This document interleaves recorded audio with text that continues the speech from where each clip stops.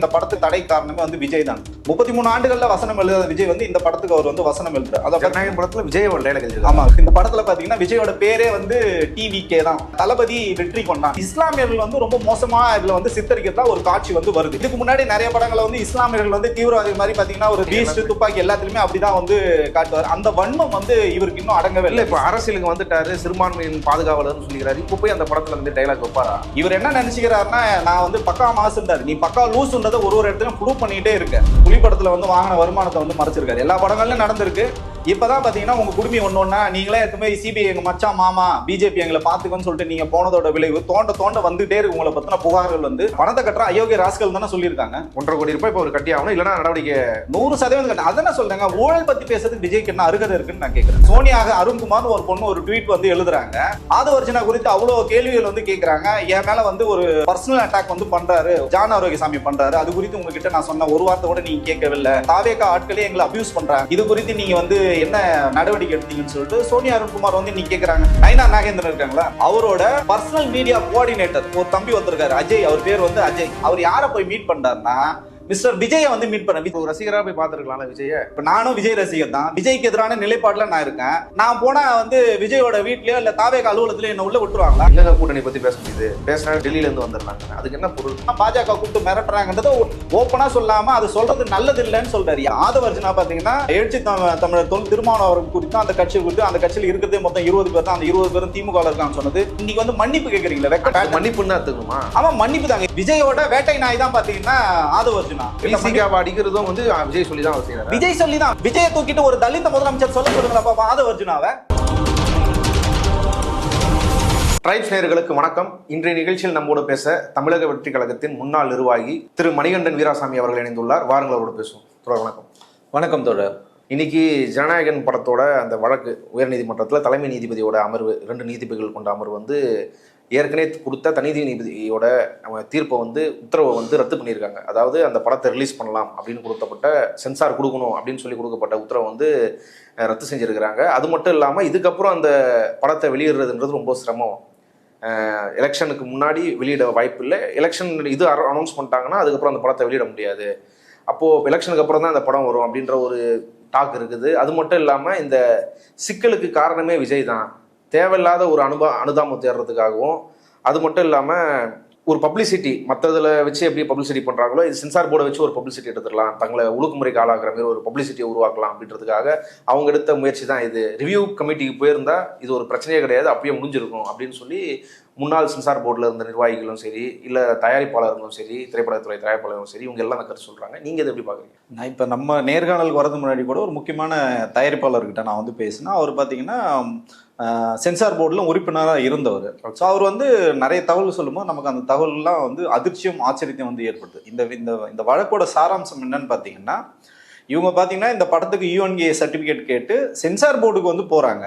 Sensor போர்டில் வந்து ஒரு சில கட்டு வந்து பண்ணணும்னு சொல்கிறாங்க. இந்த கட் பண்ணிவிட்டு அவங்க வந்து திருப்பி ரிவைசிங் கமிட்டி போயிருந்தாங்கன்னா 100% கிடைச்சிருக்கும். இதே சேம் ப்ரொசீஜர் தான் பார்த்தீங்கன்னா பராசக்தி படத்துக்கும் நடந்தது. அவங்க இதே மாதிரி சொல்லுகின்ற தீ பரவட்டுன்ற அந்த வார்த்தையை கூட அவங்க வந்து அதில் பேசக்கூடாதுன்னு சொல்கிறாங்க. இந்த மாதிரி நிறைய அந்த படத்தோட முக்கியமான காட்சிகள்லாம் நீக்கணும்னு சொல்கிறாங்க. அவங்க ஏற்கனவே பார்த்தீங்கன்னா அவங்களுக்கு வந்து அந்த புத்தி கூர்மை இருந்து அந்த படத்தை வெளியிடணும், அந்த படம் வந்து ரசிகர்கள்கிட்டையும் கொண்டு போய் சேர்க்கணும், அதே நேரத்தில் அந்த படத்துக்காக செலவு பண்ண அந்த படத்தையும் வந்து எடுக்கணும், அந்த ப்ரொடியூசருக்கு வந்து நஷ்டமாயிடக்கூட அந்த ஒரு கமிட்மெண்ட் இருந்தது, அந்த ஆனஸ்ட் இருந்ததுனால அவங்க வந்து நிறைய காட்சிகள் ஏற்கனவே இதுக்கு மாற்று இது அவங்க வந்து அந்த இயக்குனரே சொல்லியிருப்பாங்க, நான் நிறைய A இல்லைன்னா B, B இல்லைன்னா C இல்லைன்னா D அப்படின்னு நிறைய காட்சிகள் நாங்கள் வச்சிருந்தோம். இதை கட் பண்ணதுனால வேற சில காட்சிகளை நாங்கள் அதோட இணைத்து அந்த படத்தை வந்து வெளியிட்டாங்க. ரிவைசிங் கமிட்டி போய் தான் அந்த படம் வந்து ரிலீஸ் ஆச்சு. ஜனநாயகன் படத்தில் என்ன பிரச்சனை பார்த்தீங்கன்னா அதே சேம் பிரச்சனை தான் இவங்களுக்கு வருது. இவங்க என்ன பண்ணாங்கன்னா ரிவைசிங் கமிட்டி போகாமல் நேரடியாக வந்து கோர்ட்டுக்கு வந்து போகிறாங்க. அதுதான் வந்து இங்கே சிக்கலை வந்து ஏற்படுத்துது. அப்போ கோர்ட்டுக்கு போகும்போது என்ன பண்ணுறாங்கன்னா இவங்க வந்து கேவியட் வந்து போகிறாங்க, எங்களை வந்து கேட்காம இதுக்கு வந்து நீங்கள் வந்து தீர்ப்பு சொல்லக்கூடாது அப்படின்னு சென்சார் போர்டு போடுறாங்க. ஆமாம், சென்சார் போர்டு வந்து சொல்கிறாங்க. அவங்க சொல்கிறது நியாயம்தான். நீதியரசர் பார்த்தீங்கன்னா உங்களுக்கு வந்து PT ஆஷா வந்து இந்த படத்துக்கு வந்து UNA கொடுங்கன்னே சொல்கிறாங்க. கொடுங்கன்னு இவங்க சொல்லும்போது எங்களுக்கு வந்து டைம் வேணுங்க, எங்கள் தரப்பு நியாயத்தையும் நீங்கள் கேட்காம எப்படி நீங்கள் வந்து ரிலீஸ் பண்ணுங்கன்னு சொல்ல முடியும், இதை கோர்ட்டில் தலையிட முடியாதுன்னு சொல்லிட்டு தான் 2 நீதிபதி அமர்வுக்கு வந்து போகுது. மாண்பு நீதியரசருக்கு வந்து ஸ்ரீவர்ஷாவும் திரு அருள்முருகன் அவர்களும் வந்து இன்னைக்கு வந்து அவங்களோட தீர்ப்பை வந்து இன்னைக்கு சொல்லும் போது அவங்க ரொம்ப தெளிவாக சொல்றாங்க, நீங்க கோர்ட்டுக்கே வந்திருக்க வேணாம், இது நீங்க வந்து கோர்ட்டோட நேரத்தை வீணடிக்கணுன்ற மாதிரி தான் அவங்க வந்து இந்த தீர்ப்புல வந்து சொல்றாங்க. நீங்க வந்து அவங்க என்ன கேட்குறாங்களோ அதை வந்து பண்ணீங்க. இப்போ நம்ம வந்து சென்சார் போர்டு சைட்லேருந்து அவங்க நம்ம விசாரிச்ச வரைக்கும் அந்த இதுலேயும் வந்து சொல்லியிருக்காங்க, அந்த உறுப்பினர் யாரோ அவரோட பேரை வந்து ஹைட் பண்ணிட்டு அது சொல்லவும் கூடாது, நியாயம் கிடையாது. அந்த லெட்டரே வந்து வந்திருக்கு, நீங்க சமூக வலைதளங்கள்லயும் அந்த லெட்டர் வந்து வெளியிட்டு இருக்காங்க, அந்த தீர்ப்பும் வந்து வெளியில வந்திருக்கு. அதை பார்த்தா நமக்கே ஷாக்கா இருக்கு. இப்போ ராணுவம் சார்ந்து நிறைய இடத்துல வந்து ராணுவத்தோட முத்திரைகள் தவறாக பயன்படுத்து, ராணுவத்தோட நோக்கமே வந்து தவறாக பயன்படுத்தும் போது அந்த கமிட்டியில நீங்க யாரெல்லாம் வந்து உள்ள வைப்பாங்கன்னா, நீங்க வந்து டிஃபென்ஸோட ஆட்களை உள்ள கூப்பிட்டு நீங்க வந்து அவங்களுக்கு வந்து அந்த படத்தை வந்து திரையிட்டு வந்து காட்டணும், இல்லையா அவங்க கிட்ட அனுமதி வாங்கணும். இந்த மாதிரி ப்ரொசீஜர்லாம் இருக்கு. திரு விஜய் அவர்களுக்கும் கேவிஎன் நிறுவனத்துக்கும் எச் வினோத் அவர்களுக்கும் நல்லாவே தெரியும். திட்டமிட்டு இந்த படத்தை வந்து ரொம்ப பெருசா வந்து பிரபலப்படுத்தணுன்றதுக்காக இதெல்லாம் வந்து அவங்க வந்து செய்யவே இல்லை. ஜென்ரலா பண்ற ரெகுலரான ப்ரொசீஜர் தான். இதுல வந்து விஜய்க்கு மட்டும் இது ஸ்பெஷலா கிடையாது. இதுல சிக்கல் எங்க வருதுன்னு பாத்தீங்கன்னா, விஜய் வந்து தான் வந்து வானளவிய அதிகாரம் படித்த ஒரு நபரா வந்து நினைச்சுக்கிறார். இங்க சிக்கலை எங்க ஆரம்பிக்குதுன்னா, நீங்க ரொம்ப தெளிவா சொன்னீங்க, இந்த படத்துக்கு காரணமே தடை காரணமே வந்து விஜய் தான். நானும் சொல்றேன், நீங்க சொன்னதுல நான் வந்து உடன்படுறேன். இந்த படத்துக்கு வசனம் எழுதுன்னு பாத்தீங்கன்னா 33 ஆண்டுகள்ல வசனம் எழுத விஜய் வந்து இந்த படத்துக்கு அவர் வந்து வசனம் எழுதுறாரு. அத ஜனநாயகம் படத்துல விஜய் டைலாக் எழுதிருக்காரு. ஆமா, விஜய் வந்து டைலாக் எழுதியிருக்காரு இந்த படத்துல. ஸோ அதுல உங்களுக்கு அதுல இன்னும் வந்து கூடுதலா இன்னொரு தகவல் சொல்றேன். அவரோட பேரே டிவிகே. இந்த படத்துல பாத்தீங்கன்னா விஜயோட பேரே வந்து டிவிகே தான். தளபதி வெற்றி கொண்டான் படத்தோட அவரோட அந்த கேரக்டரோட பேர் வந்து தளபதி வெற்றி கொண்டான். ஸோ இப்படி நீங்க வச்சுக்கிறீங்க. அப்போ முழுக்க முழுக்க அவங்க வந்து பாக்குறாங்க இது வந்து எலெக்ஷனுக்காக ப்ரமோட் பண்றதுக்காக எடுக்கப்பட்ட ஒரு படமா தான் பாக்குறாங்க. எல்லாம் பாத்தீங்கன்னா இது தீபாவளிக்கு ரிலீஸ் ஆக வேண்டிய படம், பொங்கலுக்கும் ரிலீஸ் பண்ணாம நீங்க இந்த மாதிரி காலம் தாத்ததுக்கு காரணம் பாத்தீங்கன்னா உங்களோட உள்நோக்கம் இருக்கு. இன்னும் மறுபடியும் மேல போய் சொல்லணும்னா, கரூர் துயர சம்பவமே இதுல எடுத்திருக்காங்க, இந்த படத்துல வந்து எடுத்திருக்காங்க. இப்படி பல்வேறு பிரச்சனைகள் இந்த படத்துல இருக்கிறதுனால இதுக்கு வந்து எக்ஸாமினேஷன் கமிட்டின்னு ஒன்று இருக்கும், அது ஈசின்னு சொல்லுவாங்க. அந்த ஈசியில நீங்க போய் இதை கிளியரன்ஸ் பண்ணியிருந்தாலே ஆட்டோமேட்டிக்கா உங்களுக்கு இந்த சர்டிஃபிகேட்லாம் கிடைச்சிருக்கு. இது எதுவுமே கிடைக்காம இப்போ என்ன பண்றாங்கன்னா, ஒரு பிம்பத்தை வந்து கட்டமைக்கிறாங்க. ஸோ விஜய் வந்து ஒடுக்க நினைக்கிறாங்க, அடக்க நினைக்கிறாங்க, விஜய் வந்து மிரட்டுறாங்க. இதுல உள்ள அர்த்தம் இருக்கா, இதுல அரசியல் இருக்கான்னா 100% இருக்கு. அதுல வந்து நம்ம மாற்று கருத்தே இல்லை. அது ஒரு தனிப்பட்ட அதிகாரம் கொண்ட ஒரு அமைப்பு தான் பாத்தீங்கன்னா சென்சார் போர்டு. இதுல இவ்வளவு தூரம் பிரச்சனைகள் பண்ணமான ஒரு கேள்வி இருந்தாலும் நியாயமான கேள்வி, விஜய் நியாயமாக நடந்து கொண்டாரா இதுல அப்படின்னும் போது இல்ல. நீங்க எல்லாமே வந்து பாலிசியை ஃபுல்லா நீங்க லாப்ஸ் பண்ணுவீங்க, உங்களை யாருமே கேள்வி கேட்கக்கூடாதுன்னு சொன்னா அதோட விளைவு இன்னைக்கு இந்த படமே வெளிவராத ஒரு சூழல் தான் இன்னைக்கு இருக்கு. இன்னைக்கு திருப்பி உங்க கோர்ட்டுக்கு போனாலும் இப்போ வந்து கோட் ஆஃப் கண்டக்ட் உங்களுக்கு வந்துச்சுன்னு வச்சுங்களேன், தேர்தல் எலெக்ஷனுக்கு வந்து கோட் ஆஃப் கண்டக்ட் வந்துச்சுன்னா நீங்க அரசியல் சார்ந்த கருத்துக்களை இதுல வச்சிருக்கீங்க, நீங்க ஒரு அரசியல் தலைவரா இருக்கீங்க. அதனால இந்த படம் வந்து வரதுக்கான வாய்ப்பு 100% வந்து தள்ளி போயிருக்கிறதா தான் நான் வந்து நினைக்கிறேன். இல்லை, இப்போ வந்து சென்சார் போர்டு வந்து அது ரிவைசிங் கமிட்டிக்கு அனுப்புறன்ற போது ரிவைசிங் கமிட்டிக்கு போகாமலேயே அதுக்கு அதை சென்சார் கொடுக்கணும், சர்டிஃபிகேட் கொடுக்கணும்னு சொல்லி உயர்நீதிமன்றத்துக்கு வர்றதுன்றது அது வந்து ஒரு இண்டிபெண்டன்ட் அமைப்பு வந்து ஓவர்லாக் பண்றதா, அது அப்படிதான் எடுத்துக்கணுமா? இல்ல, நீங்க அந்த அமைப்பை கேள்வி கேட்கிற நம்ம தார்மீக அடிப்படையில் விஜயும் கேட்கணும், அந்த நிறுவனத்தையும் கேட்கணும். இல்ல, நீங்க வானாலாவே அதிகாரம் படைத்தவரா? இப்ப இத்தனை ஆண்டுகள் நீங்க திரைத்துறையில வந்து இருந்திருக்கீங்க, ஒரு ப்ரொசீஜரை நீங்க லாப்ஸ் பண்ணிட்டு தானே போறீங்க. கோர்ட்டுக்கு போக வேண்டிய அவசியம் என்ன? கோர்ட்டுக்கு போனாங்களா? இது வந்து ஒரு முன்னுதாரணமா மாறிடும் சொல்ல வரீங்களா? அதாவது இப்போ வேற ஏதோ ஒரு படம் அவங்க வந்து ஒரு கருத்தை சொல்லணும்னு நினைக்கிறாங்க, சென்சார் கமிட்டி அப்ஜெக்ட் பண்ணுது, இப்போ சென்சார் கமிட்டிக்குள்ள தான் அதை முடிக்கணும். அதை முடிக்காம இப்போ இந்த இதுக்கு தீர்ப்பு வந்ததுன்னா இப்போ யாரா இருந்தாலும் கோர்ட்டு சென்சார் கமிட்டியை மதிக்க தேவையில்ல, கோர்ட்டுக்கு போய் தீர்ப்பு வாங்கிக்கலாம். அது வந்து ஒரு தவறான முன்னுதாரணம் ஆயிடும்னு சொல்லி அவங்க இன்னைக்கு அதை வந்து கோட் பண்றாங்க. நீங்க அந்த தீர்ப்புல வந்து அதையும் வந்து கோட் பண்றாங்க. ஏன்னா எதுக்காக இதை நம்ம சொல்ல வரோம்னா, இதுல வந்து ஒண்ணுமே கிடையாதுங்க. இந்த படத்துல வந்து நீங்க பெரிய அரசியல் புரட்சி கருத்துக்கள்லாம் சொல்ல, உங்களோட தற்பெருமையை வந்து பேசியிருக்கீங்க. படம் முழுக்க உங்களோட தற்பெருமையை வந்து பேசியிருக்கீங்க.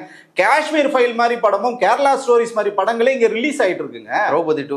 திரௌபதி 2 அந்த மாதிரி படங்களே இங்க வந்து சாதி கலவர மத கலவரங்களை தூண்டுற படங்களே வந்து ரிலீஸ் ஆயிடும் போது இதுல ஒரு அவங்க சொல்ற வேலிட் பாயிண்ட் ஒன்று இருக்கு. அவங்க என்ன சொல்றாங்கன்னா, வெளிநாட்டு சக்திகள் வந்து இந்தியாவில் வந்து கலவரத்தை தூண்டுறாங்க அப்படின்னு வந்து வசனங்கள் வந்து விஜய் அவர்கள் வந்து வச்சிருக்காங்க. இந்த படத்துல வந்து வச்சிருக்காங்க. அவர் தான் கைப்பட எழுதியிருக்காரு. அதுல பாத்தீங்கன்னா எதை குறிப்பிடுறதுன்னா பாத்தீங்கன்னா வந்து இஸ்லாமியர்கள் வந்து ரொம்ப மோசமா இதுல வந்து சித்தரிக்கிறதா ஒரு காட்சி வந்து வருது. அதோட உள்ளர்த்தம் அதுதான். ஏன்னா இவர் பாத்தீங்கன்னா இதுக்கு முன்னாடி நிறைய படங்களை வந்து இஸ்லாமியர்கள் வந்து தீவிரவாதி மாதிரி பாத்தீங்கன்னா ஒரு பிரைவேட் ஜெட் எடுத்துட்டு போயிட்டுலாம் வந்து பீஸ்ட் துப்பாக்கி எல்லாத்துலயுமே அப்படிதான் வந்து காட்டுவார். அந்த வன்மம் வந்து இவருக்கு இன்னும் அடங்கவே இல்லை. இப்ப அரசியலுக்கு வந்துட்டாரு, சிறுபான்மையின் பாதுகாவலர்னு சொல்லிக்கிறாரு. இப்ப போய் அந்த படத்துல அந்த மாதிரி டைலாக் வைப்பாரா?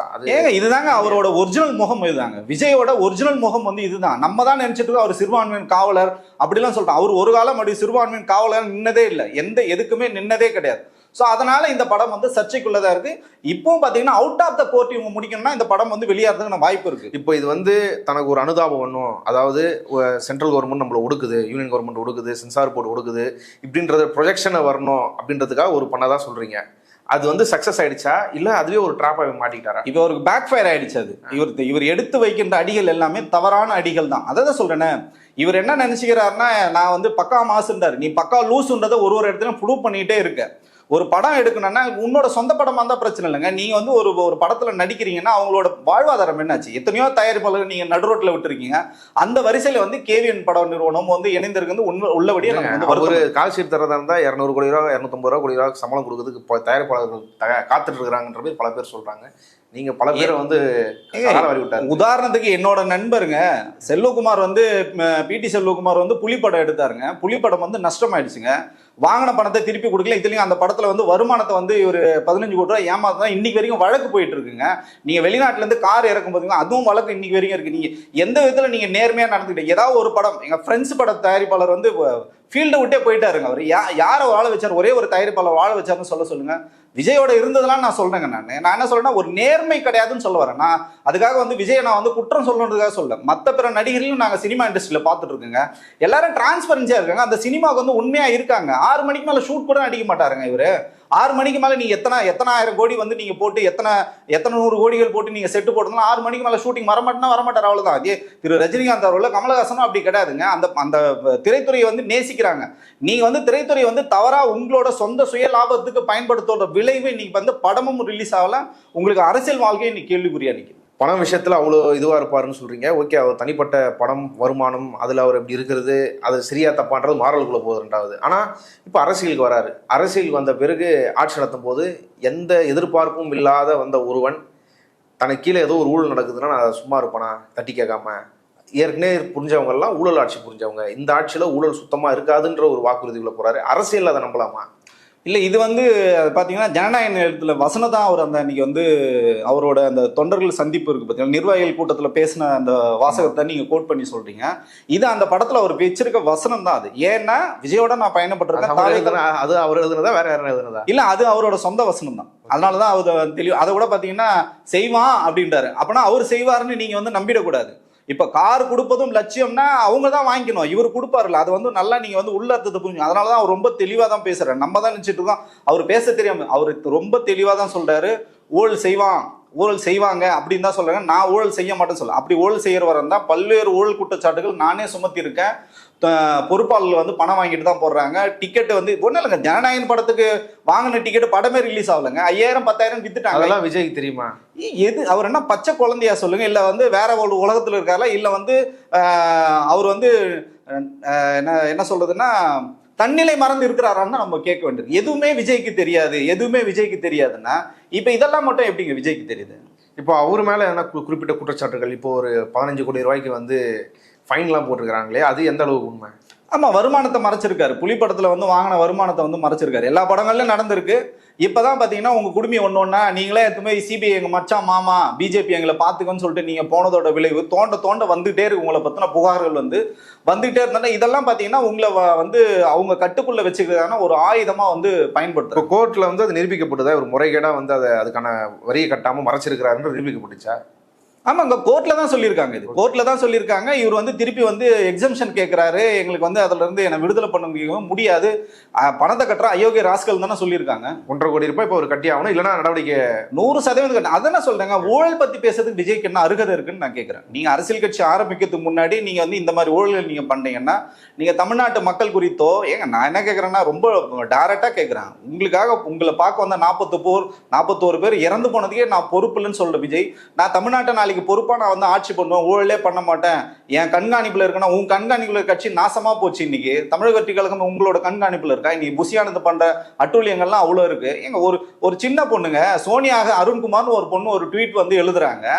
ஆதவ அர்ஜுனா குறித்து அவ்வளோ கேள்விகள் வந்து கேட்குறாங்க. என் மேலே வந்து ஒரு ஒரு பர்சனல் அட்டாக் வந்து பண்றாரு உங்க ஜான் ஆரோக்கியசாமி பண்றாரு, அது குறித்து உங்ககிட்ட நான் சொன்ன ஒரு வார்த்தை கூட நீங்க கேட்கவில்லை, எங்களை வந்து ஏவல் நாயா பயன்படுத்தி திமுக எதிராக கருத்துக்களை வந்து எங்களை பேச வச்சிங்க, நாங்க உங்க பேச்செல்லாம் நம்பி நாங்க வந்து எழுதணும், இன்னைக்கு எங்களுக்கு எந்த விதமான பாதுகாப்பு இல்லை, தாவேக்கா ஆட்களே எங்களை அபியூஸ் பண்றாங்க, என்னை பத்தி தவறாக சித்தரிக்கிறாங்க, தவறா பேசுறாங்க, இது குறித்து நீங்க வந்து என்ன நடவடிக்கை எடுத்தீங்கன்னு சொல்லிட்டு சோனியா அருண்குமார் வந்து இன்னைக்கு கேட்கறாங்க. எந்த விதமான பதிலும் வந்து இவரால் ஆதவர்ஜனா சொல்லணும், வாய்க்கீழே பேசுறாருல்ல, எல்லாத்துக்கும் வாய்க்கீழே பேசல, இது குறித்து ஏன் வந்து பேச மாட்டேன். பல்வேறு முறைகேடுகளோட இப்ப அவங்க வந்து தாவேக்கா விஜயோட ரசிகரா அறியப்பட்டாங்க, தாவேக்கா ஆதரவாளர் அறியப்பட்டாங்க, விர்ச்சுவல் வாரியர்ஸ் நானும் அப்படின்னு சொல்லி எங்களவங்க தான் சூர்யா அருண்குமார். அவங்களே இன்னைக்கு வந்து அதாவது வெளில பப்ளிசிட்டி நடக்குது, வெளியில வந்து கான்ட்ரவர்சியான விஷயங்கள் போகுது, சோஷியல் மீடியாவில் வந்து விர்ச்சுவல் வாரியர்ஸ் பயங்கரமாக வந்து எதிர்க்கிறதுக்கு எதிராக சண்டை போடுறாங்க, இதெல்லாம் நடக்குது. ஆனால் கட்சி கட்டமைப்புன்றது நடக்கவே இல்லை. சோஷியல் மீடியாவே வந்து ஒரு ஆர்கனைஸ்டாக கோஆர்டினேட் பண்ணி அவங்க பெண்ணெல்லாம் கம்பேர் பண்ணுறாங்க. பெண்ணு மேலே எங்களுக்கு 1000 விமர்சனம் இருந்தாலும் அவங்க வந்து பக்காவாக கோஆர்டினேட் பண்ணி ஒரு விஷயத்த பண்ணுறாங்க. இங்கே கோஆர்டினேட் பண்ணுறதுக்கு ஆள் இல்லை. குறிப்பாக தேர்தல் மேலாண்மை செயலாளராக இவர் தான், பொதுச் செயலாளராக இவர் தான் வச்சுருக்காங்க ஆதவர்ஜனாவை. அவர் எங்களுக்கு எந்த வேலையும் கொடுக்கல. நாங்கள் எதனா சோஷியல் மீடியாவில் பதிவு போட்டு கைதானாலோ ஏதோ பிரச்சனையாலோ, கரூர் விஷயத்திலே அப்படி பல பேர் வந்து பாதிக்கப்பட்டாங்க, அவங்கள பற்றி அவங்கள விசாரிக்கிறதோ அவங்களுக்கு பெயில் போடுறதோ அந்த மாதிரி எந்த விஷயமே செய்யலைன்ற மாதிரி கட்சி வந்து எந்த வகைத்திலையும் அது ஒரு கட்டுக்கோப்பாக நடக்கவே இல்லைன்றத ஒரு பெரிய விமர்சனத்தை வைக்கிறாங்களே அவங்களே. இப்போ நான் வந்து அந்த கட்சியில் ரொம்ப ஆக்டிவாக வந்து ஏனும் ஊடகங்களில் வந்து தாவேக்கா தரப்புக்காக நான் வந்து பேசணும், விஜய் ஆதரித்து நான் வந்து பேசணுவேன். குறிப்பிட்ட நாட்களுக்கு அப்புறம் நான் வந்து விஜய் ஆதரவாளர்னு பேச ஒரு சூழலுக்கு நான் தள்ளப்பட்டது காரணம் அரசியல் ரீதியான வேறுபாடே இருக்கு இப்போ அவர் கூட. இல்ல அதுதான் நான் சொல்ல வரேன். அப்ப நான் வந்து பேசும்போது என்ன சொல்லுவாங்கன்னா, நீங்க இப்ப வந்து ஊடகத்துல ஒரு கருத்தை வந்து வைக்கிறீங்க, அது வந்து விஜய் ஆதரித்து தான் நாங்க வந்து வைப்போம், பொலிட்டிக்கலா வந்து கேள்வி கேட்கும்போது நாங்க பதில் சொன்னா, நாளைக்கு அந்த கட்சியோ நீங்க பேசுகின்ற யாரோ ஒருத்தர் ஒரு அமைப்போ ஆர்எஸ்எஸ் கூட வைங்களா, ஆர்எஸ்எஸ் குறித்து நான் வந்து கேள்வி எழுப்புறேன், பிஜேபி குறித்து நான் கேள்வி எழுப்புறேன்னா உடனே எங்களை வந்து கொடுப்பாங்க, நீங்க ஏன் பிஜேபி பத்தி பேசுறீங்க, நீங்க ஏன் ஆர்எஸ்எஸ் குறித்து பேசுறீங்க, டேய் அவங்க தானே நம்மளோட ஒரு கொள்கை எதிரி, அரசியல் எதிரி திமுக குறித்து நான் வந்து பேசுறேன், திமுக நிலைப்பாடு குறித்து நான் விமர்சனம் பண்றேன்னா, அதே நேரத்தில் ஆர்எஸ்எஸ் குறித்தும் பிஜேபி குறித்து நான் விமர்சனங்கள் எழுப்புனா அவங்க ஏதாவது வழக்கு போட்டாங்கன்னா கட்சி உங்களுக்கு பக்கம் நிற்காது, நீங்க பர்சனலா உங்க அட்வொகேட் வச்சுங்க, ரோட்ல எவனா இன்னும் ஒருபடி மேலே போய் வந்து சொல்லுவாங்க, உங்களை யாராவது ரோட்ல அடிச்சா கூட நாங்க வந்து பொறுப்பு இல்லைன்னு சொல்லிட்டு ஒரு மிகப்பெரிய ஒரு பக்கா மாசு கட்சி, இவர் தான் பெண்களுக்கு பாதுகாப்பு கொடுக்க போறாரு, தமிழ்நாட்டை இவர் தான் ஆள போறாரு, வேடிக்கையின் உச்சம். கரூருக்கு நான் அந்த ஃபீல்டு விசிட் போயிருந்தேன் அந்த சம்பவம் நடந்த பிறகு. அப்போ தாவேக்கா நிர்வாகிகிட்டையும் பார்த்து பேசினேன், உங்கள் தரப்பை சொல்லுங்கன்னு சொல்லி. அவங்க என்ன சொன்னாங்கன்னா, நாங்கள் எதுவும் பேசக்கூடாதுன்னு தலைமை கழகத்திலேருந்து இன்ஸ்ட்ரக்ஷன். ஏங்கன்னா பேசினா கைது பண்ணுறாங்களாம், தவறான தகவல் கொடுத்துறா கைது பண்ணுறாங்களாம், ஒருவேளை நாங்கள் பேசி கைதானா அந்த வழக்கு நீங்கள் தான் பார்த்துக்கணும்னு மேலே வந்து சொல்லிட்டாங்க, கட்சி தலையிடாதுன்னு சொல்லிட்டாங்க. இதை தாவேக்கா நிர்வாகிகளே சொன்னாங்க. அது நீங்கள் சொல்கிறதும் இப்போ அப்படி தான் இருக்குது. ஆமாம் உண்மைதாங்க. அதாவது உண்மைக்கு புறம்பான தகவல்கள் வந்து பரப்புறதுல வந்து அவங்களை அடிச்சதுக்கு ஆளே கிடையாது. உண்மை என்னவோ உண்மை நிறுவனம். ஏங்க விஜயே அரெஸ்ட் பண்ணலங்க, புஷி ஆனந்தே அரெஸ்ட் பண்ணல, யாருமே அரெஸ்ட் பண்ணல. இன்வெஸ்டிகேஷன் போயிட்டு இருக்கும்போது எப்படி நீங்கள் அரெஸ்ட் பண்ணுவாங்க சொல்லுங்க? அங்கே பொறுப்பாளர்கள் கூட எப்படி வந்து மதியழகன் அரெஸ்ட் பண்ணாங்கன்னா, நான் பொறுப்பே இல்லைன்னு சொல்லிட்டு தாவேக்காவே கை விரிச்சிடுச்சு. புஷியானந்த் சொல்றாரு நான் பொறுப்பே இல்லைன்னு சொல்லும்போது அந்த அந்த அந்த கூட்டத்தை தெரியாது, ஆனா மதியழகன் தான் பொறுப்புன்னு அவரே சொல்றாரு. அவர் சொன்னதுனாலதான் இது விசாரணை அடிப்படையில் தான் அவர் வந்து கைது பண்ணாங்களே கண்டி, விசாரிக்கிறதுக்காக கஸ்டடியில் எடுத்து விசாரிக்கிறதுக்காக தான் கைது பண்ணாங்களே கண்டி அவர் தான் குற்றவாளின்னு சொல்லவே இல்லை. அந்த மாதிரி ஒரு தப்பான நெரேட்டிவ் வந்து களத்துல செட் பண்ணல தாவேக்கா வந்து. அதான் சொல்றேன், இவங்க ஆர்எஸ்எஸ் விட மோசமா வந்து இவங்க செயல் பண்றாங்கன்னு, இதுதான் நம்மளோட தொடர்ச்சியான குற்றம். நடுவுல வந்து ஒரு பத்திரிகையில ஒரு பத்திரிகையில வந்த சர்வேவா சொல்லிட்டு ஒரு ஃபேக் நியூஸ் வந்து 34% வாக்கு வங்கி வந்து தாவேக்காக இருக்கிறதா சொல்லி. ஆனா இப்போ வரைக்கும் ஒரு கூட்டணி கூட அவங்களால ஃபிக்ஸ் பண்ண முடியலன்றது தான் ஒரு யதார்த்தமான பார்வையா இருக்குது. திமுகல இருந்து பெரிய முக்கிய புள்ளிகள் வராங்க, சேர போறாங்க அப்படின்ற மாதிரியும் சொல்லியிருந்தார் ஆதவர்ஜனா. அது இல்லாம கூட்டணிகளிலும் பல புதிய கட்சிகள் வரப்போகுதுன்னு சொல்லியிருந்தாங்க. ஆனா இப்போ வரைக்கும் வரலையே, வருமா வராதா என்ன நிலைமை அவங்க கூட்டணி பொறுத்த? பெரும் புள்ளிகன்னு சொல்ல அமைச்சர்களே வராங்கன்னு சொன்னார் ஆதவர்ஜனா. பாத்தீங்கன்னா வந்து வாயை திறந்தாருன்னா வந்து பாத்தீங்கன்னா நீங்க வந்து ஒரு டைட்டானிக் கப்பலே வந்து உள்ள விடலாம், அந்த அளவுக்கு வந்து பொய் மூட்டைகளோட மொத்த உருவம் வந்து ஆதவர்ஜனா. இது அங்க போட்டியே பார்த்து யாருன்னா, யார் அதிகமா இன்னைக்கு வந்து பொய் பேசுறது தான், அது புஷியானந்த் பேசுறாரா இல்ல வந்து ஆதவர்ஜனா பேசுறாரா, சிடிஆர் நிர்மல்குமார் பேசுறாரா, இன்னும் பிற தம்பிகள் வந்து நிறைய பேர் வந்து ஊடகத்துல வந்து பேசுறாங்க. இதெல்லாம் பிரச்சனை என்னன்னு பாத்தீங்கன்னா, மக்கள் சார்ந்த பிரச்சனைகள், ரியாலிட்டி என்னவோ அதை வந்து பேசுறதுக்கு இவங்களுக்கு வந்து பயம். களத்துல நீங்க வேலை செஞ்சா மட்டும்தான் நீங்க வந்து நிஜத்தை வந்து பேச முடியும். இப்ப பாத்தீங்கன்னா அம்பலப்பட்டு நிக்கிறாங்க. என்ன பேசினார்னா, அந்த கூட்டத்துல, தொண்டர்கள் கூட்டத்திலேயே அவர் என்ன சொன்னார்னா, நிர்வாகிகள் கூட்டத்துல திமுக தீய சக்தி, ஓகே ரைட்டு, இது பழைய டைலாக் தான், அம்மையார் ஜெயலலிதாவே வந்து பார்த்தது தான், அம்மையார் ஜெயலலிதாவே சொன்னது தான், கடைசியில் அவங்களே கடைசி காலகட்டங்களில் வந்து திமுக மாதிரி நம்ம வந்து செயல்படலை, ஒரு களத்தில் ஒரு பிரச்சனைனா திமுக தொண்டை கடைசி வரைக்கும் நின்று அந்த இடத்துல வெற்றி தோல்வியை தாண்டி களத்தில் நிற்பாங்கன்னு சொல்லிட்டு அம்மையார் ஜெயலலிதா அவர்கள் வந்து பதிவு பண்ண விஷயம் இது. அந்த மாதிரி ஜெயலலிதா அவர்களே தீய சக்தின்னு சொன்ன திமுக வந்து இன்னைக்கு இவர் வந்து புதுசா சொல்றாரு. நேத்திக்கு வந்து பால்வாடி பையன் நேத்துக்கு வந்து என்ன சொல்றாருன்னா திமுக வந்து தீய சக்தின்னு சொல்றீங்க. சரி ரைட்டு. இன்னொன்னு தொடக்கூடாத ஒரு இடத்த அப்படியே தெரியாம வந்து வாய் உளறி தொட்டுட்டீங்க. அதிமுக ஊழல் கட்சின்னு நீங்க சொல்லிட்டீங்க. நான் என்ன கேட்கறேன்னா, அதிமுக ஊழல் கட்சின்னா செங்கோட்டையன் யாரு, ஜேசிடி பிரபாகரன் யாரு, இன்னும் எவ்வளவு பேர் வந்து இணைஞ்சிருக்காங்க உங்களுக்கு. சிடிஆர் நிர்மகுமார் அங்கிருந்தா வந்தார். அப்ப இவங்க எல்லாம் ஊழல்வாதிகன்றதை விஜய் வந்து என்டாஸ் பண்றாரு. ஒண்ணு. ரெண்டாவது பாயிண்ட் அவர் என்ன சொல்றாருன்னா, நம்ம வந்து திமுகவுக்கும் தாவேக்காவுக்கும் தான் போட்டின்றவர். களம் வந்து மாறிடுச்சுன்னு அவரே நல்லா என்டாஸ் பண்ணி புரிஞ்சுக்கிட்டு என்ன சொல்றாருன்னா, திமுக தீய சக்தி, அதிமுக ஊழல் சக்தினா அப்ப இவர் நான் 3வது இடத்துக்கு வரேன்றது தெளிவா களம் மாறல. களம் அப்பத்துல இருந்து அப்படிதான் இருக்கு. அவரோட நிலைப்பாடு அவர் இன்னைக்கு வந்து உண்மையா இன்னைக்கு வந்து அவர் புரிஞ்சுக்கிட்டாரு, களத்தை வந்து புரிஞ்சுக்கிட்டாரு. திமுக வந்து இன்னைக்கு ஆட்சி கட்டல திரும்பி வந்து மறுபடியும் அமரப்போகுது, எதிர்கட்சி அதிமுக வரப்போகுது, நம்ம 3வது இடத்துக்கு தான் வரன்றத விஜய் வந்து ரொம்ப தெளிவா வந்து இன்னைக்கு வந்து முடிவு பண்ணி ஜெயிக்க மாட்டோன்ற நம்பிக்கை அவருக்கே கிடையாதா? 100% இல்லைங்க. நான் என்ன கேட்கறேன்னா, நீங்க அப்படி எதிர்கட்சி கூட கிடையாது சார். எதிர்கட்சி நீங்க எப்படி வருவீங்கன்னு கேட்கறேன் சார். நான் என்ன கேட்கறேன்னா, பொறுப்பாளர்களே போட்டு முடிக்கலங்க இன்னைக்கு வரைக்கும். பொறுப்பாளர்கள் போட்டு முடிக்கல, மாவட்ட செயலாளர்கள் போட்டு முடிக்கல, பெண்கள் அணி கிடையாது, மாணவர் அணி கிடையாது. இந்த விமர்சனங்கள்லாம் கூட தலைமை கழகமே இல்லைங்க. தலைமை கழகமே வந்து இயங்கல. உங்களுக்கு வந்து ஒரு ஒருங்கிணைப்பாளர்னு யார் வச்சிருப்பாங்க? சீமான் மாதிரி ஆட்கள் தான் ஒருங்கிணைப்பாளர். அது எப்படின்னு பாத்தீங்கன்னா, உங்களுக்கு வந்து கட்சிக்கு ஒரு கட்டமைப்பே இருக்காது. யாரோ ஒரு கட்சி நீங்க வாடகைக்கு வாங்கி நடத்துறீங்கன்னா ஒருங்கிணைப்பாளர் தான் நீங்க சொல்லி ஆகணும். தலைவரோ பொதுச்செயலாளர் நீங்க சொல்ல முடியாது. ஒருங்கிணைப்பாளர்னு நீங்க நிறைய பேர் போடுறீங்க. எதுக்கு நீங்க போடுறீங்க? சிடிஆர் நிர்மகுமார் ஒரு ஒருங்கிணைப்பாளர் தான். அதை வந்து பேர் பாத்தீங்கன்னா கழக துணை பொதுச்செயலாளர்னு பேர் வந்து வச்சுக்கிறாங்க. இப்ப இவரை என்னன்னு போட்டிருக்காங்க பாத்தீங்கன்னா, நம்ம செங்கோட்டையன் என்ன போட்டிருக்காங்க, தொண்டர் வந்து ஒருங்கிணைப்பு குழு ஒருங்கிணைப்பாளர். என்னையா ஒருங்கிணைப்பாளர்? ஒண்ணுமே எனக்கு புரியல. ஏன் அவருக்கு வந்து பொறுப்பு கொடுங்க, பொதுச் செயலாளர் கொடுங்க. புசியானந்துக்கு அவர் ரிப்போர்ட் பண்ணிட்டு இருக்கோம். அவரோட எக்ஸ்பீரியன்ஸ் என்ன, புசியானந்தோட எக்ஸ்பீரியன்ஸ் என்ன, அது அவர் அக்செப்ட் பண்ணி தானே உள்ள இருக்காரு. ஆமாங்க. மானம் கெட்டு போச்சுன்னா நீங்க என்ன பண்றது? பிஜேபி காலில் போய் விழுந்தீங்க, பிஜேபியில போய் சேர்றதுக்கு பிஜேபி இருக்கவங்க உன்னை விரட்டி விட்டாங்க, வயசான காலத்துல உன்னை சேர்த்து வச்சிருந்தாங்க. என்ன பண்றது? எங்களுக்கு ஆக்டிவா கலவரம் பண்றோம் தான் வேணும். பிஜேபி என்ன கட்சி? கலவரம் பண்ற கட்சி. அந்த கலவர கட்சியில வந்து வந்து எக்ஸ்பீரியான பார்ட்டி எல்லாம் எக்ஸ்பீரியான ப்ராடக்ட்லாம் எடுத்து கொடுத்தா அவங்க வெளியில தள்ள தான் செய்வாங்க. சரி பரவாயில்ல, நம்ம கட்சி பிஜேபி இல்லைன்னா நம்மளுக்கு இன்னொரு சின்ன கட்சி ஒன்று இருக்கு, நீங்க வந்து தாவேக்கால போய் சேர்ந்துன்னு சொல்லிட்டு செங்கோட்டையன் ரெஃபர் பண்ணி அமைச்சது அமித்ஷா தான். எல்லாத்தையும் வந்து அமித்ஷா தான் செட் பண்றாருன்னு சொல்றீங்க. அதை ஏன் தாவேக்காவே அதுக்குள்ள சேர்க்குறீங்க? ஏன் மறுபடியும் வந்து அவங்களுக்கு அந்த சாயத்தை ஏன் பூச பாக்குறீங்க? இப்போ நீங்க சொல்றது உள்ளர்த்தம் என்னன்னா, திமுக தலைமையில் ஒரு கூட்டணி இருக்கு. அதுல வந்து காங்கிரஸ், பிஜேபி, இடதுசாரிகள் எல்லாமே வந்து அதுல இருக்காங்க. இந்த பக்கம் பாத்தீங்கன்னா என்டிஏ கூட்டணி, அது அதிமுக கூட்டணி இல்லை, என்டிஏ கூட்டணி. அதுல அதிமுக ஒரு அங்கம் வகிக்குது. ஸோ இந்த கூட்டணிக்குள்ள பல குழப்பங்கள் இருக்கிற வந்து எடப்பாடி கூட வந்து நான் வந்து கூட்டணி போனா தூக்கு மாட்டி தொங்கிடுவேன் அப்படின்னு சொன்ன வந்து ஐயா தினகரன் வந்து அதுக்குள்ள வந்து இருக்காரு. அதுக்கப்புறம் பாத்தீங்கன்னா இன்னைக்கு ஓபிஎஸும் அதுக்குள்ள போய் சேரதுக்கான வாய்ப்பு இருக்கு. கட்சியை என்கிட்ட இருந்து பறிச்சு ஏமாத்திட்டு போயிட்டான்னு சொல்லிட்டு பெரியவர் ராமதாஸ் சொல்றாரு.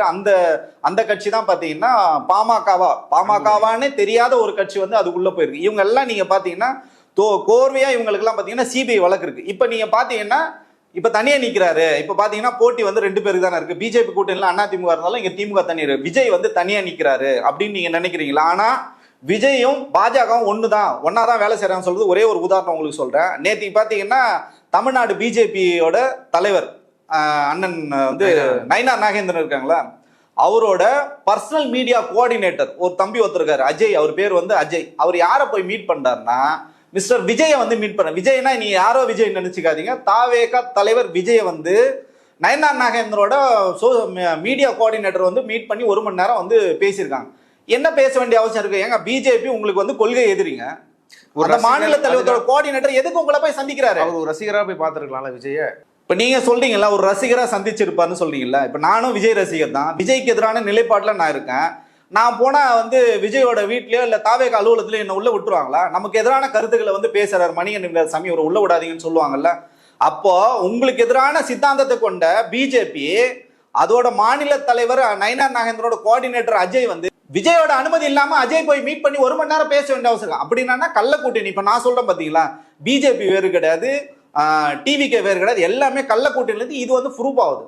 தேர்தல் பிரச்சார மேலாளராக வந்து ஆதவர்ஜனா இருக்காரு, செங்கோட்டையன் இருக்காரு, ஒரு மூத்த தலைவர், புசியானந்த் இருக்காரு, சிடி நிர்மகுமார் சில கட்சிகளை டிராவல் பண்ணியிருக்காரு முக்கியமான கட்சிகளில். இப்போ இவங்களால கூட ஒரு கூட்டணியை ஏன் ஃபார்ம் பண்ண முடியல?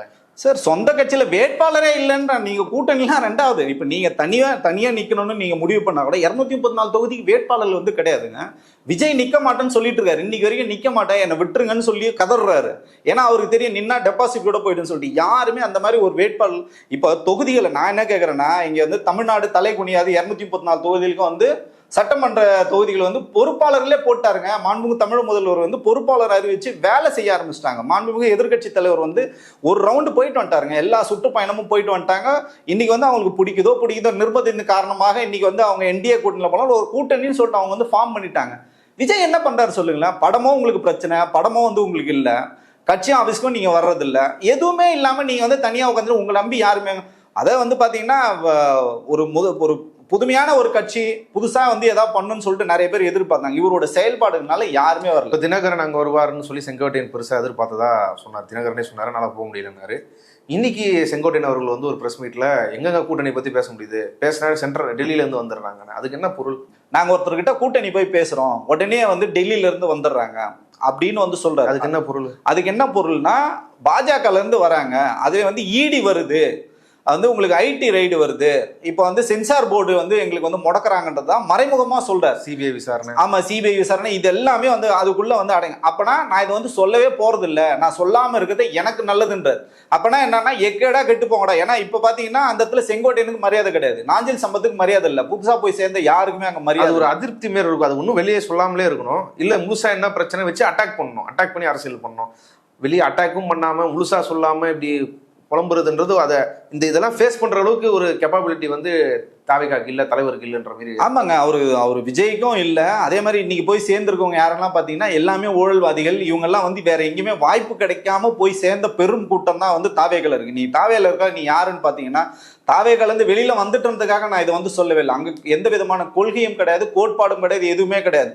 வெறும் ஒரு பிம்பம் மட்டும்தான் இருக்கு. விஜய் ஒரு மிகப்பெரிய ஒரு ஸ்டார். விஜய் படத்தை போட்டா 4 பேர் நம்மளை வந்து போஸ்ட் வந்து லைக் பண்ணுவாங்க. இப்போ வந்து நான் தாவேகால வந்து உறுப்பினர் இருக்குன்னு சொல்லி எழுதுனா விஜய் ரசிகர்கள் வந்து நம்மளை ஆதரிப்பாங்க, கமெண்ட் பண்ணுவாங்க. கமெண்ட் லைக் ஷேருக்காக மட்டுமே ஒரு கட்சி நடக்குதுன்னா அது தாவேகா தான்.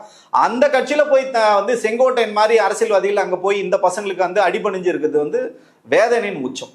பாஜக மிரட்டுதுன்றது நேரடியாக அந்த பாஜகன்ற பேர் விஜய் வாயில மட்டும் வரலன்னு நம்ம சொல்றோம் இல்லைங்களா? கரூர் சம்பவத்துக்கு அப்புறம் கொள்கை எதிரி பாஜக, இப்ப நடந்த கூட்டத்துல கூட பாத்தீங்கன்னா கொள்கை எதிரி தான், அதுக்கு மாற்று கருத்து இல்ல, இதெல்லாம் இதுக்கெல்லாம் பயப்படுற ஆளான்னு சொல்லிட்டு ஏன் பயந்துட்டு இருக்கீங்க? சொல்லுங்களேன், பாஜக தான் சொல்லுங்களேன். நீங்க வாயில வரல இல்லைங்க. அதே தான் செங்கோட்டைன்னு சொல்றாரு. நாங்க ஏதாவது கூட்டணிக்கு யாராவது பேசுறாங்கன்னா பாஜக கூப்பிட்டு மிரட்டுறாங்கன்றது ஓப்பனா சொல்லாம அது சொல்றது நல்லது இல்லைன்னு சொல்றாரு. யாருக்கு நல்லது இல்ல? இப்போ திமுக கூட்டணி கட்சிகளை தவிர்த்து மற்ற எல்லா கட்சிகளும் எங்க கூட்டணி வைக்கணும், என்ன பண்ணணும், இது எல்லாமே அமித்ஷா தான் முடிவு பண்றாரு. தாவேக்காக்கும் அதனாலதான் இப்படி போல நெருக்கடிகள் வரும் சார்.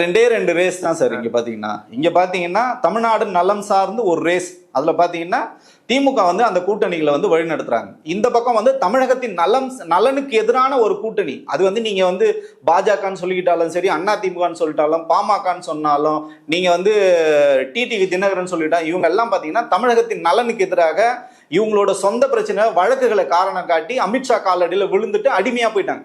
மதுராந்தகம் கூட்டம் ஃபெயிலியருங்க. மதுராந்தகம் கூட்டம் வந்து அப்பட்டமா ஃபெயிலியர். நான் என்ன சொல்றேன்னா, 14 முறை 15 முறை வந்து பாரத பிரதமர் வந்தாரு. கடந்த நாடாளுமன்ற தேர்தலில் 0 தானே வாங்கினாங்க. அதுதான் இங்க நடக்க போகுது. எங்க மக்களோட பிரச்சனையை வந்து பேசணுங்க, மக்கள் பக்கம் நிக்கணும்.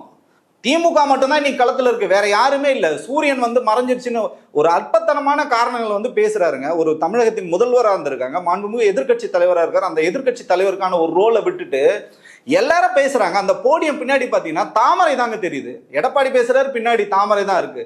யாரு பேசினாலும் பின்னாடி தாமரை தானே. வேறே வந்து என்டிஏ கூட்டணி ஆயிடுச்சு இல்ல. அதிமுக ஆட்களுக்கு வந்து பாஜக துண்டை போட்டு உட்கார வச்சிருக்காங்க. இதை விட வேற என்னங்க கேவலம்? நாங்க சொல்றோம், பிஜேபியின் அடிமை எல்லாருமே மாறி போயிட்டாங்க. அந்த கூட்டத்தை வந்து அதிமுக தொண்டர்களுக்கு பாஜக. ஆமாங்க, எல்லாருக்கும் வந்து பாஜக இருந்து ஆட்களை திரட்ட முடியல. தமிழ்நாட்டில் உங்களுக்கு ஆட்கள் இருந்தாலும் உங்களோட பலம் இருக்கும். அதிமுக தொண்டர்கள் இன்னைக்கு பாத்தீங்கன்னா அந்த கூட்டத்துக்கு அப்புறம் பாத்தீங்கன்னா உண்மையான அதிமுக தொண்டர்கள் இன்னைக்கு எடப்பாடிக்கு எதிராக நிக்கிறாங்க. அதிமுக வந்து கொள்கை ஏத்துக்கிட்டவங்க, எம்ஜிஆர் தலைவரை ஏத்துக்கிட்டாங்க, அம்மையார் ஜெயலலிதா அவர்கள் தலைவர் ஏத்துக்கிட்டவங்க, இன்னைக்கு மோடி எப்படிங்க தலைவர் ஏற்றுவாங்க? கூட்டணின்றது ஓகேங்க, கூட்டணி தர்மம், ஒரு கட்சிக்கு நீங்க போலாம், வாக்கு கேட்கலாம். ஆனா இந்த கட்சி தொண்டர்களே வந்து, அதிமுக தொண்டர்களே வந்து அந்த கட்சி கொடியை நீங்க எடுத்துட்டு துண்டை எடுத்துட்டு பாஜக துண்டப்படுறது இது எவ்வளவு பெரிய அசிங்கம், இது எவ்வளவு பெரிய அவமானம். அந்த இடத்துல தோத்து போச்சுங்க அந்த கூட்டணி. இப்போ இந்த சமீபமாக நடந்த கூட்டத்திலேயே வந்து விஜய் அவர்கள் அதிமுக நீங்க சொல்லியிருந்தீங்களே, அவங்கள வந்து சீண்டி பேசினது, இது வந்து அதிமுக தரப்பு நடுவில் பரபரப்பு ஏற்படுத்தி அவங்க வந்து திருப்பி பயங்கரமாக விஜயை தாக்க ஆரம்பிச்சிட்டாங்க. இது வரைக்கும் பெருசாக தாக்கலை. ஒரு கட்டத்தில் கரூர் இன்சிடென்ட்லாம் ஆதரவு கொடுத்தாங்க. இன்னைக்கு வந்து நீங்களும் ஒரு வகையில் வந்து கரூர் சம்பவத்துக்கு காரணம் தானே விஜய் சொல்றது மட்டும் இல்லாமல் பனையூர் பண்ணையாருன்னு சொல்லி அவங்களே விஜயை போட்டு அடிக்க ஆரம்பிச்சிட்டாங்க. இது எந்த மாதிரி, இது இன்னும் எவ்வளவு அளவுக்கு விஜய் வந்து அப்செட் ஆயிருக்கும், இன்னும் வீரியமாகும். இப்போ விஜயோட நேர்மை இன்மைத்தனத்தை தான் இதில் வந்து காட்டுது. அவங்க வந்து ஆக்கப்பூர்வமான ஒரு எதிர்கட்சியா இருக்காங்க. திமுக வந்து இன்னைக்கு வந்து மக்களை ஆளுகின்ற ஒரு கட்சியா இருக்கு. இந்த 2 கட்சிகளையும் நான் வீழ்த்திட்டு நான் வருவேன்னு சொல்றது உங்களுக்கு எல்லா விதமான உரிமையும் இருக்கு. ஆனா நீங்க அதெல்லாம் எதுவுமே பண்ணாம அவங்க களத்திலே இல்லைன்னு சொல்லும் போது அவங்களும் இவ்வளவு நாள் பொறுமையா இருந்தாங்க. இப்போ இந்த கூட்டணிலாம் வந்து ஃபிக்ஸ் ஆயிடுச்சு. இதுக்கு முன்னாடி ஃபிக்ஸ் ஆகிறதுக்கு முன்னாடி ஏதாவது சிக்கல்கள் வரும், சரி இவங்க பாமக வரமாட்டாங்க, அவங்க வரமாட்டாங்க, விஜய்க்காக வந்து தேவடு காத்துட்டு இருந்தாங்க. இப்போ விஜய் வரமாட்டாருன்னு தெளிவா தெரிஞ்சிடும். அது விஜய் வரமாட்டாருன்றதே வந்து உங்களுக்கு பிஜேபி கொடுத்த அசைன்மெண்ட் தான். பிஜேபி வந்து ஒரே ஒரு ஃபோன் காலில் விஜய் வந்து அந்த கூட்டணிக்குள்ள இணைக்க முடியும், அமித்ஷாவால முடியும். ஆனா அவங்களோட நோக்கம் என்னன்னா இந்த கூட்டணிக்குள்ள வந்தா இந்த கூட்டணி வந்து இன்னும் மேலும் மேலும் வந்து வலுவிழந்து போயிட்டு விஜய் வந்து தனியா நிறுத்தாங்க. நான் என்ன கேட்கிறேன்னா, நீங்க விஜய்க்கு போட்டாலும் அந்த வாக்கு டிவிக்கு போடுகின்ற வாக்கு நேரடியா பிஜேபிக்கு போடுகின்ற வாக்கு, அதிமுக போடுகின்ற வாக்கு நேரடியா நீங்க வந்து பிஜேபி போடுகின்ற வாக்கு, பாட்டாள் மேல் கட்சிக்கு போடுகின்ற வாக்கு நீங்க நேரடியாக போடுகின்ற பிஜேபி வாக்கு, ஜான் பாண்டியனுக்கு போடுகின்ற வாக்கு நேரடியா வந்து பிஜேபிக்கான வாக்கு. இது எல்லாமே பாத்தீங்கன்னா பிஜேபி வந்து இங்க வந்து புறவாசல் வழியாக தமிழகத்தை ஆளணும்னு சொல்லிட்டு நினைக்கும் போது இங்க கெத்தா தில்லா நிக்கிறது பாத்தீங்கன்னா திமுக கூட்டணி மட்டும்தான். இதுதான் மக்களுக்கான அரசியலை பேசுறாங்க, மக்களுக்கான உரிமைகளை பேசுற ஒரு கட்சின்னும் போது இப்ப மக்கள் ரொம்ப தெளிவாயிட்டாங்க. எல்லாமே திமுக கூட்டணி பக்கம் தான் நிக்கிறாங்க. இன்னும் பாத்தீங்கன்னா இந்த விஜய் இப்ப அடிக்கிறது காரணம் பாத்தீங்கன்னா, சரி நீ வரமாட்டேன்னு தெரிஞ்சு போச்சு, உன்னை எவ்வளவு தூரம் அடிக்க முடியுமோ அடிக்கிறன்றதான் இப்ப விஜயை தூக்கி போட்டு அதிமுக மிதிக்கிறதுக்கான எலெக்ஷன் நெருங்க இது இன்னும் பயங்கரமா இருக்கும், இன்னும் களம் அதிகமாகும். ஏன் இதை சொல்றேன்னா, விஜய் மட்டும் அசிங்கப்படல, ஆதவர்ஜுனா பாத்தீங்கன்னா எழுச்சி தமிழர் தொல் திருமாவளவன் குறித்து அந்த கட்சி குறித்து, அந்த கட்சியில் இருக்கிறதே மொத்தம் 20 பேர் தான், அந்த 20 பேரும் திமுக இருக்கான்னு சொன்னது எவ்வளவு பெரிய வந்து அற்பமான ரொம்ப அருவருத்தக்க ஒரு வாதம் இது. நான் என்ன கேட்கிறேன்னா, உங்களுக்கு அரசியல் முரண் இருக்கு, திருமாவளவோட முரண் இருக்குன்னா நீங்க தனிப்பட்ட முறையில் நீங்க பேசிக்கணும். அந்த இயக்கம் பாத்தீங்கன்னா இன்னைக்கு இவ்வளவு தூரம் கஷ்டப்பட்டு வந்து இன்னைக்கு ஒரு அங்கீகரிக்கப்பட்ட கட்சியா இருக்கு. இந்த தொல் திருமாவளவர்களும் தமிழகத்துக்கான தலைவர், ஒட்டுமொத்த இந்தியாவுக்கான தலைவராக இன்னைக்கு வந்து மாறிக்கிட்டு இருக்காரு. அப்படி இருக்கிற ஒரு சூழ்நிலையில நீங்க அவரை குறித்து இவ்வளவு கேவலமா நீங்க பேசி இன்னைக்கு வந்து மன்னிப்பு கேட்கறீங்களா? வெக்கமா உடனே அது ஏன் அப்படி பண்ணாரு அவரு? ஏன் உடனே வந்து அதுக்கு வருத்தம் தெரிவிச்சு, அதாவது விசிகால இருக்க என்னோட பிரியமான நண்பர்களுக்கு வந்து இதுமாதிரி தப்பா எடுத்துட்டாங்க, நான் அதுக்கு விளக்க வேண்டிய கடமை போட்டிருக்கேன் அப்படின்றத ஏன் அன்னைக்கே ஏன் அந்த ரிப்ளை போன என்ன நடந்தது? அதே தாங்க அவர் திமுக குறித்தும் வந்து பேசணும். ஆனா பேசலாம், அந்த ஒரு கெத்து எதை சொல்லுவாங்கல்ல, அந்த வந்து மீசையில மண் ஓட்டினாலும் சேர் விழுந்தாலும் மண் ஓட்டலன்னு சொல்லிட்டு கெத்தாக சுத்திட்டு இருக்க மாதிரி தான் திமுக குறித்தும் அவர் அதுதான் நிலைப்பாடு. திமுக குறித்து வெளியில பேசுவாருக்காண்டி, ஆனா உள்ளுக்குள்ள அவருக்கு பயம்தான். திமுக எதிர்க்க தெம்போ திராணியோ நேர்மையோ ஆதவர்ஜுனாக்கு இல்லை. அதே மாதிரிதான் நான் சொன்ன கருத்தை திருச்சி சொன்னேன். ஏன்னா சொன்னதே நீ தான், இதுல என்ன திருச்சி சொன்னாங்க? நீ வந்து பப்ளிக்கா நீ தான் சொல்ற, யாரும் எடிட் பண்ணி போடல. ஆர்எஸ்எஸ் வைக்கிற பாஜக வைக்கிற விமர்சனம், விசிகா வந்து திமுகவோட கூலிப்படையா செயல்படுது அப்படின்றது. இவரும் அதே பொருள்ல தான், இது பழைய விசிகா கிடையாது, இங்க இப்ப வெறும் 20 பேர் தான் இருக்கிறாங்க, அதாவது திமுக ஆதரவான விசிக கிடையாது, விசிக இருக்கிறவங்கள எனக்கு ஆதரவானவர்கள் என்னோட விசுவாசிகள்ன்றது தான் ஆதவர்ஜுனா வந்து அதுல ப்ரூவ் பண்ண வராரு. இன்னொரு பக்கம் ஃபெலிக்ஸ் இப்போ என்ன சொல்றாரு, அவர் வந்து தலித்துகளுக்காகவே நிக்கவே இல்லை, தலித்துகள் வந்து தனிமையாக விடப்பட்டிருக்கிறாங்க, அவங்க பிரச்சனையை ஃபேஸ் பண்றாங்க, இவர் கூட்டணி தர்மன்ட்டு போய் திமுக சொம்படிக்கிற வேலையை பார்க்குறாரு, சந்தர்ப்பவாதமா இருக்கிறாரு திருமான்றதை. இந்த மாரி ஒரு அண்ணன் நாங்கள் ஃபர்ஸ்ட் விஜய அண்ணன்னாரு, அவர் அங்க இருந்தாலும் மனசு இங்கே தான் இருக்கும்னாரு. இன்னைக்கு வந்து திருமாவர்களை வந்து இந்த அளவுக்கு தாக்குறதுக்கான தேவை என்ன? ஏன் அப்படி செய்யறாங்க? இப்ப ஆதவர்ஜுனா குறித்து நீங்க வந்து கேட்டீங்க, வந்து அண்ணன் திருமாவுக்கு குறித்து நான் எதுவுமே பேசலன்னு மன்னிப்பு கேட்கிறாருங்களா? இது வந்து யாரோட பேட்டர்ன்? மன்னிப்புன்னு தான் எடுத்துக்கணுமா? ஆமா மன்னிப்பு தாங்க. இது யாரோட பேட்டர்ன் தெரியுங்களா? சாவர்கரோட பேட்டர்ன். நீங்க வந்து சுதந்திர போர் நடக்கும்போது பாத்தீங்கன்னா, நான் எதுவுமே பண்ணல, என்னை விட்டுருங்க, மன்னிச்சிருங்கன்னு சொல்லிட்டு சாவர்கர் எழுதினாரு. ஐயா வாஜ்பாய் வந்து எப்படி மன்னிப்பு கடிதம் எழுதுறாங்க, அதே பேட்டர்ல தான் இன்னைக்கு வந்து இல்லை. ஏன்னா திமுக வந்து ஒரு மேம்பட்ட அரசியலை வந்து முன்னெடுக்கிறாங்க. அவங்க பாத்தீங்கன்னா ஆதவர்ஜுனா மாதிரி ஒரு ஆட்களுக்கு வந்து பதில் சொல்ல மாட்டாங்க. ஏன்னா விஜய் அவங்க வந்து லெப்ட் ஹேண்ட்ல தான் டீல் பண்ணாங்க. விஜய் வந்து குறித்து பேசுறது இல்லை, விஜய் குறித்து பேசுறது வந்து வீணு, நம்ம மக்கள் பணியை செய்வோம்னு சொல்லிட்டு அவங்க வந்து ஒரு முன்னேறிய ஒரு நாசுக்கான ஒரு மேம்பட்ட ஒரு அரசியலை எடுக்கிறாங்க பாத்தீங்களா? அந்த மாதிரி அண்ணன் திருமாவண்ணன் பின்னாடி இருக்கிற கூட்டமோ வந்து பார்க்க மாட்டாங்க. ஏன்னா இதெல்லாம் வந்து சிறுத்தைகள், இவங்க கிட்ட வந்து சிறுத்தை கட்ட மாட்டேன்னா வாழ்க்கை வந்து சின்ன பின்ன மாட்டேன்னு நல்லா தெரியும். அதனாலதான் இன்னைக்கு பயந்து போய் அடிக்க ஆரம்பிச்சாங்கன்னா தாங்க மாட்டேன். நீங்க சமூக வலைதளங்கள்ல போய் பாருங்களா, சிறுத்தைகள் போடுற பதிவுகள்ல ஆதவர்ஜுனா துண்டகானம் துணியகானம் இன்னைக்கு ஓடி போறாங்க. இதுதான் வந்து எலெக்ஷன்ல வந்து இன்னைக்கு வந்து எதிரொலிக்க போகுது. ஏதோ ஒரு சாப்கார் இருந்தது ஆதவர்ஜுனா மேல வந்து பரவாயில்ல ஏதோ ஒரு மாற்றத்துக்கான அங்க போயிருக்கேன்னு சொல்லிட்டு உருட்டுனான் பாத்தீங்களா. நான் வந்து தலித்துகளை வந்து ஏன் நீங்க வந்து விஜயத்தை இறக்கிட்டு இங்க பேசுனீங்கல்ல, வாய்க்கிழியா பேசுனீங்கல்ல, விசிகால இருக்கும்போது நீங்க ஆட்சி அதிகாரத்துல பங்கு கேளுங்க, துணை முதல்வர் கேளுங்க, தலித்னு சொல்லுங்க. விஜய தூக்கிட்டு ஒரு தலித்த முதலமைச்சர் சொல்ல சொல்லுங்களா பாப்போம். ஆதவர்ஜுனாவை சொல்லுங்க பாப்போம். என்ன உன் அரசியல் ஒரு மேம்போக்கான அரசியல் இருக்குன்னு சொல்லிட்டு இவ்வளவு கீழ்த்தரமா பேசிட்டு இருக்க. திருமாவர்கள் குறித்து நீ பேசுறல, அதே நீங்க தாவேக்கால பேச. தாவேக்காட உன்னோட நிலைமை என்ன? இன்னைக்கு நீ ஒரு புரோக்கர் வேலை தானே செஞ்சுட்டு இருக்க. உனக்கு என்ன தமிழக அரசின் நலன் குறித்து பேசுறதுக்கோ, விசிகா குறித்து பேசுறதுக்கோ, திமுக குறித்து பேசுறதுக்கோ ஆதவர்ஜுனா யாரு? தமிழ்நாட்டுக்கு ஆதவர்ஜுனா யாரு முதல்ல? இல்ல, ஒடுக்கப்பட்ட மக்களுக்காக தலித்துக்காக விஜய் என்ன பண்ணிட்டாரு? கவின் ஆணவ குறித்து இன்னைக்கு வரைக்கும் உனக்கு பேசுறதுக்கு தெம்போ திராணியோ எதுவுமே இல்லைல்ல. அப்ப நீங்க ஒடுக்கப்பட்ட மக்களுக்காக நீங்க பேசுறது எல்லாமே பாத்தீங்கன்னா அரசியல் டிராமா, நீங்க போடுகின்ற வேஷம். இதைத்தான் ஆர்எஸ்எஸ் வந்து பண்ணுவோம். ஆர்எஸ்எஸ் என்ன பண்ணுது, சங்கி பரிவார் கும்பல் என்ன பண்ணுதோ இதைத்தான் விஜய் அவர்கள் பண்றாரு கண்டி. அதையே தான் வந்து விஜயோட வேட்டை நாய் தான் பாத்தீங்கன்னா ஆதவர்ஜுனா. விஜய் என்ன சொல்றாரோ அதுதான் ஆதவர்ஜுனா பேசுற. இவங்க எல்லாம் சேர்ந்து பேசுகின்ற இந்த கருத்து இன்னைக்கு வந்து விசிகா அடிக்கிறதும் வந்து விஜய் சொல்லி தான் செய்யறாரு. விஜய் யார் சொல்லி கேட்கிறாரு? ஆர்எஸ்எஸ் சொல்றதை கேட்கிறாரு.